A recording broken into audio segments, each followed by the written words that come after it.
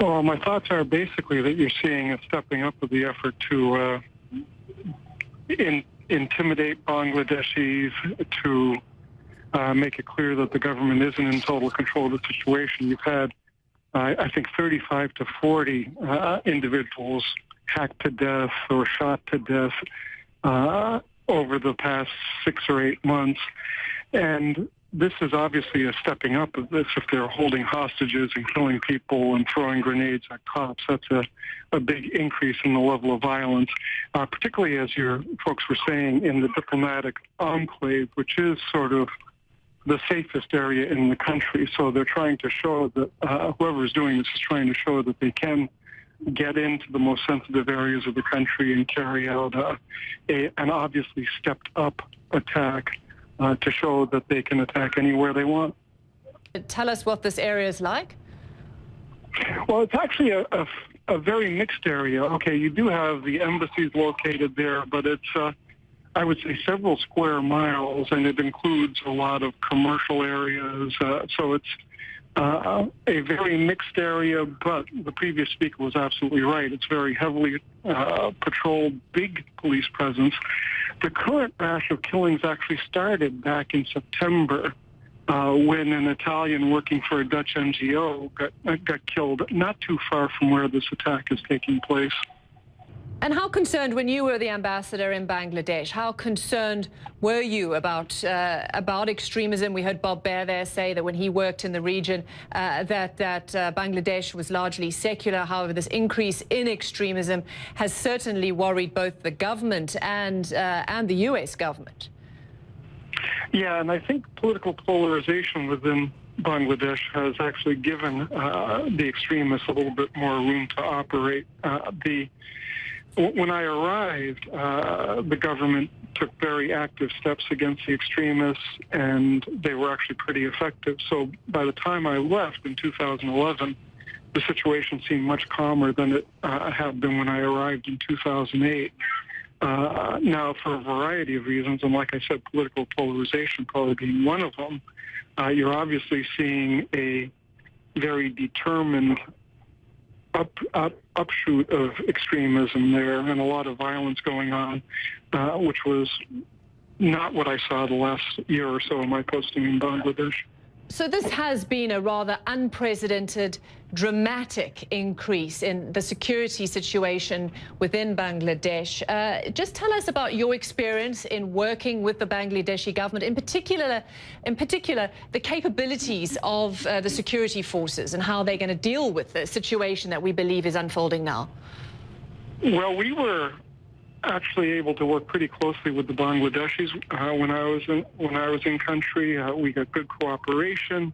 We provided information that the Bangladeshi government acted on, and usually acted on pretty efficiently. I think what you're seeing now is a different sort of threat. Basically a threat that does have some ties, at least philosophically, to people outside the country. IS is trying to recruit, and in any event is taking credit for a lot of the attacks going on, and in a way that's more difficult than what we were facing, where we were looking at basically organized groups. How do you get hold of organized groups in country when you have what seems like a much less coherent threat, broken down into cells that are consisting of lone wolves trying to terrorize the country. It's a much more difficult situation to control, and I think that's what you're seeing right now. Well, you've got to realize that this is Ramadan in a city that normally goes to bed pretty late anyhow. So this time of night, you'd normally see a lot of people out on the streets, a lot of people driving around. It's a time where you just expect a lot of activity as people go out to see friends, visit family, stop for food along the way. It's a very active city, and this diplomatic enclave is sort of the epicenter of wealth in the entire country. So, yeah, this would be a very busy time of day out there. And as we know, this is the last Friday of Ramadan, and there were concerns about an increase in attacks globally. As you were saying, I mean, this is about political polarization, about a growth of extremism.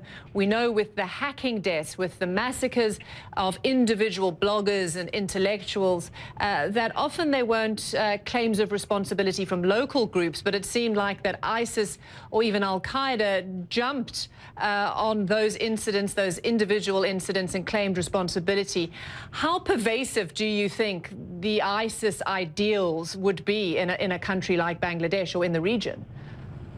Well, it's important to realize that, I at least continue to believe that Bangladesh is predominantly pretty moderate in terms of its religion. But when you take a population of 160 million and say that 90% of those are Muslim and maybe 3 to 5% of those are fairly fundamentalist in their views, that still leaves a huge pool to draw on. And as I said, the main Islamist party in the country has been banned from participating in elections. And they had, a lot of pretty radical, pretty aggressive youth within their ranks who were all of a sudden looking for some place to go, I guess is a nice place to put it. And it would not be surprised, I would not be surprised if some of these folks are going to much more radical alternatives to the Islamist party that participated in elections and played the Bangladeshi political game. What we do know is at that building that you see on the left of your screen, it is a bakery during the day. It's called the Holey Artisan Bakery during the day, and at night it becomes a Spanish restaurant. It's on Road 79, and again, according to local security authorities, that a few customers, it's unclear how many customers of that restaurant who were eating on a Friday night, are trapped inside the restaurant. Again, we have no idea of just how many. Either way, deeply concerning, because not only is there this hostage situation ongoing, but these gunmen engaged in a firefight with police, and we also heard from at least one source that they were throwing grenades back at police. Ambassador, in terms of your experience of working in Bangladesh, of cooperating with Bangladeshi security, this capability, is this common? Not common, but it's not unheard of. I mean, there was a big upsurge in terrorism between 2004 and 2007. At one point in 2005, a radical Islamic group set off 420 bombs nationwide simultaneously. And there was an attempt on the current prime minister's life, if I recall, using grenades and pistol shots back then. So it's not unheard of, but it's rare. It's very uncommon.